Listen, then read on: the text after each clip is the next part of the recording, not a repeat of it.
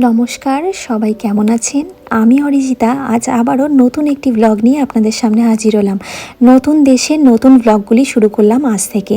এর আগের পর্বে আপনাদের সঙ্গে শেয়ার করেছি যে আমরা হঠাৎই 4-5 দিনের ছুটিতে ইউরোপের আরও নতুন দুটি দেশ দেখতে বেরিয়ে পড়েছি। আমরা চলে এসেছি বেলজিয়াম দেশটিতে। প্রথমেই আমরা পৌঁছেছি বেলজিয়ামের চতুর্থ বৃহত্তম শহর শার্লই এয়ারপোর্টে। সেখান থেকে শাটেল বাস নিয়ে চলে এসেছি বেলজিয়ামের দ্বিতীয় বৃহত্তম শহর অ্যান্টওয়ার্প ঘুরে দেখতে। আর অ্যান্টওয়ার্পে পা রাখার সাথে সাথেই চারপাশের এত সুন্দর সুন্দর ঘরবাড়ির আর্কিটেক্ট আমাকে যেন মনোমুগ্ধ করেছে। তবে চলুন এখানকার প্রধান যে পর্যটন কেন্দ্রটি, যেটি দেখার জন্য লাখ লাখ মানুষ প্রতি বছর এই বেলজিয়াম দেশটিতে এসে পৌঁছয়, সেটা আগে আপনাদের সঙ্গে শেয়ার করি।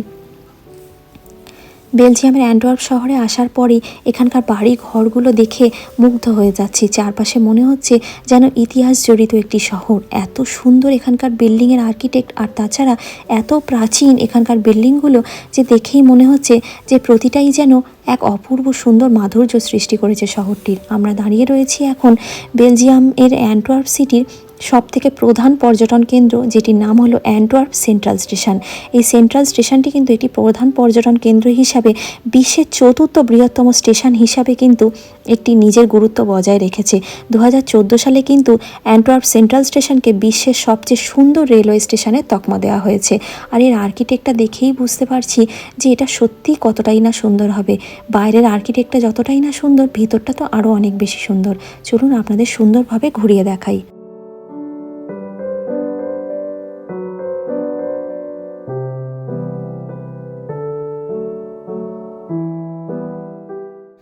এই অ্যান্টওয়ার্প রেলওয়ে স্টেশনটি 1873 সালে নির্মাণ করা হয় এবং এর একটি বর্তমান ভবন রয়েছে, যেটা রিসেন্ট হয়তো তৈরি হয়েছে, সেটা 1895 সালে তৈরি করা হয়।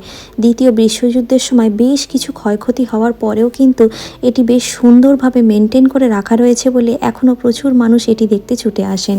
এবং এটি কিন্তু বেলজিয়ামের একটা প্রধান গুরুত্বপূর্ণ কেন্দ্র, কারণ এখান দিয়ে কিন্তু প্রচুর উচ্চগতির যে রেলওয়ে নেটওয়ার্ক সংস্থাগুলি রয়েছে, এখান থেকে কিন্তু বিভিন্ন ট্রেন বিভিন্ন কান্ট্রিতেও কানেক্ট করে। শুধুমাত্র বিভিন্ন শহরগুলিতে নয়, এখান থেকে আপনি জার্মানি, নেদারল্যান্ডে কিন্তু সহজেই পৌঁছতে পারবেন, এমনকি ফ্রান্সেও পৌঁছে যেতে পারবেন এখান থেকে ট্রেন ধরে। এত বড় রেলওয়ে স্টেশন তো আমি এর আগে কখনোই দেখিনি। তবে এটি কিন্তু বিশ্বের সবচেয়ে বড় রেলওয়ে স্টেশন না হলেও এই রেলওয়ে স্টেশনটি কিন্তু প্রায় 12,000 বর্গ কিলোমিটার এলাকা জুড়ে বিস্তৃত। এই রেলওয়ে স্টেশনের সিলিংগুলো কেন উঁচু জানেন? কারণ এই রেলওয়ে স্টেশনটির ইতিহাস ঘাঁটতে গিয়ে আমি দেখেছি এর উঁচু উঁচু সিলিং তৈরি করার পিছনের কারণটি হলো তখনকার দিনে যে স্টিম ইঞ্জিনের যে ধোঁয়া বের হতো, সেই ধোঁয়াকে দূর করার জন্য নাকি স্টেশনের উচ্চতা তৈরি করাটা খুব প্রয়োজনীয় ছিল। এই স্টেশনের অত্যন্ত মূল্যবান এবং আকর্ষণীয় জায়গা হলো এই উচ্চ ঘড়িটি। এই জায়গাটায় কিন্তু খুব সুন্দর কারুকাজ করা রয়েছে দেওয়ালের মধ্যে, আর উঁচু উঁচু সিলিংগুলোর জন্য দেখতে ভীষণ ভালো লাগছে। এত প্ল্যাটফর্ম রয়েছে, প্রায় 48টার কাছাকাছি প্ল্যাটফর্ম রয়েছে এবং এখানে প্রায় ট্র্যাক রয়েছে, প্রায় বলতে গেলে 65টার কাছাকাছি ট্র্যাক রয়েছে। এত বড় রেলওয়ে স্টেশন যে আপনাকে রেলওয়ে স্টেশনে ঢোকার মুখে বিশাল বড় ইনস্ট্রাকশন রয়েছে ওয়াল, যেটি দেখে তবে কিন্তু ভিতরে ঢুকতে হবে। এটির বাইরেটা থেকে আপনাদের আরেকবার দেখাই। এই যে বাইরের অংশটা হলো এইরকম, দূর থেকে দেখতে ঠিক এরকম লাগে। কি সুন্দর না জায়গাটা! প্রথমেই বেলজিয়াম শহরে এসে এত সুন্দর একটা রেল স্টেশন দেখে তো আমি মুগ্ধ হয়ে গেলাম। চলুন আপনাদের শহরটা একটু ঘুরিয়ে দেখাই।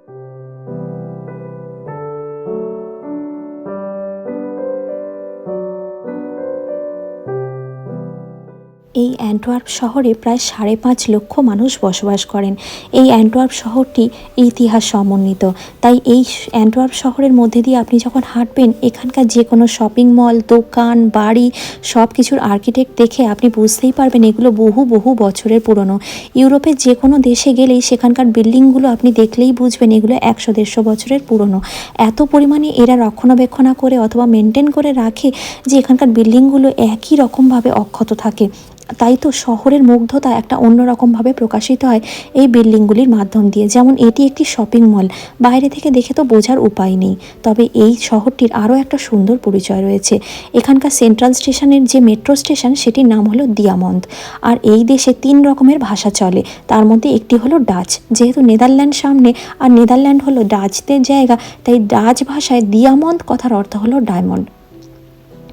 অ্যান্টওয়ার্প শহর কিন্তু হীরের শহর, আর এই শহরেই কিন্তু হীরের কাটিং এবং পলিশিং হয়।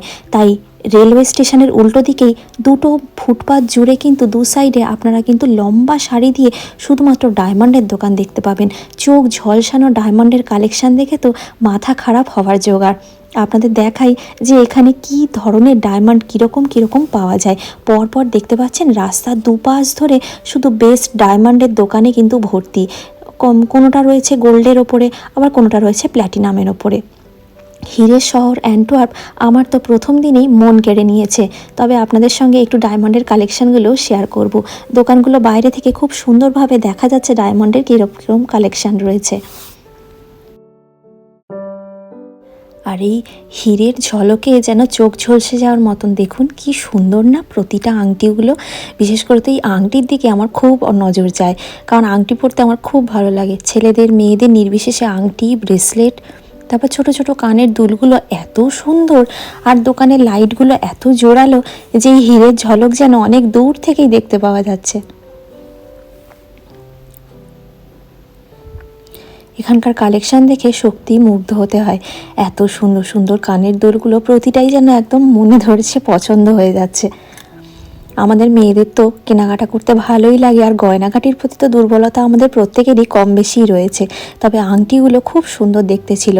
আর এখানকার দোকানে যারা ছিলেন সেই এমপ্লয়ীদের সাথে দু একজনের সাথে কথা বলে জানলাম যে এখানকার মোটামুটি ডায়মন্ডের যে দাম শুরু হয় আমাদের ভারতীয় টাকায় মোটামুটি ওই 80,000 টাকা থেকে এখানকার ডায়মন্ডের দাম শুরু হয়। তো যাই হোক, চলুন এই সমস্ত কিছু দেখে মন ভরে আপনাদের সঙ্গে একটু শেয়ার করে নিলাম। এবার একটু এয়ারবিএনবি থেকে রওনা দিই, কারণ প্রায় সকাল থেকে বেরিয়েছি। আর এই অ্যান্টওয়ার্প সিটিটা আবারও হয়তো ঘুরে দেখে আপনাদের সাথে আরও কিছু শেয়ার করব। তবে এখন এয়ারবিএনবি থেকে যাওয়া যাক, কারণ প্রায় সন্ধ্যের অন্ধকার নেমে আসছে। আর এখান থেকে আমাদের বাস ধরে যেতে হবে আমাদের এয়ারবিএনবির দিকে। লাগেজপত্র নিয়ে সেই সকাল থেকে বেরিয়েছি, আর যেন শরীরটা চলছে না। এবার একটু খিদেও পেয়ে গেছে, তাই চলুন এখন আস্তে আস্তে এয়ারবিএনবির দিকে যাই। আপনাদের একটু এয়ারবিএনবিটাও ঘুরিয়ে দেখিয়ে নেব। আর এই যে অ্যান্টওয়ার্প সেন্ট্রাল স্টেশনটা এত সুন্দর লাগছে দেখতে, এই জায়গাটা এত জমজমাট। আর এটাই হলো অ্যান্টওয়ার্পের সিটি সেন্টার। আপনাদের সাথে কথা বলতে বলতে বাস ধরে চলে এসেছি আমাদের এয়ারবিএনবির কাছে। আর আপনারা তো জানেনই এখানে কেউ থাকে না ওয়েলকাম করার মতন। নিজেদেরকেই এসে এই একটা কোড দেওয়া থাকে, সেই কোডটা ডায়াল করে সেটার ভিতরে একটা চাবি থাকে, সেই চাবিটা ঘরের চাবি, সেটাই বের করে নিতে হয়। একটা সিকিউরিটি কোড কিন্তু আমাদের আসার 2 ঘন্টা আগে এই বাড়ির যে মালিক রয়েছেন তিনিই কিন্তু সেন্ড করে দেন আমাদের মেলে। ঢুকে পড়েছি এয়ারবিএনবিতে। আর আমাদের এয়ারবিএনবিটার রুমটা দিয়েছে 3 তলায়, তাই 3 তলা থেকে আকাশটা কত সুন্দর দেখা যাচ্ছে। আর নিচে গাড়ি ঘোড়াও বেশ চলছে, একদম মেন রোডের ধারেই। আর এখানে আমি এসে স্নান টান করে ফ্রেশ হয়ে নিয়েছি। আর এখানে ডাল, চাল, তার সাথে কাঁচা লঙ্কা, সর্ষের তেল, নুন দিয়ে একসাথে ভাত বসিয়েছি। আর কয়েকটা আলুকে একটু সরু সরু করে কেটে নিয়েছি, কারণ আমরা অ্যান্টওয়ার্পে নেমে কিন্তু ছোট করে একটু শপিংও করে নিয়েছিলাম। এই আলু, পেঁয়াজ, ডিম এসব কিনে নিয়েছিলাম। সারাদিন হন্যে হয়ে ঘুরে আর এত ঘোরাঘুরির পরে কিন্তু তখন পিৎজা বার্গার খেতে একদম মন চায় না। তাই একটু ঝিরিঝিরি করে আলু কেটে একটু আলু ভাজা করে নিলাম। আর এখানে আমাদের ডাল চাল দিয়ে একবারে ভাতটা তৈরি করে নিয়েছি। খানিকটা ভাত রেখে দেবো, কালকে সকালবেলা খেয়ে দিয়ে আবার বেরিয়ে পড়বো অন্য একটা শহর ঘুরে দেখতে।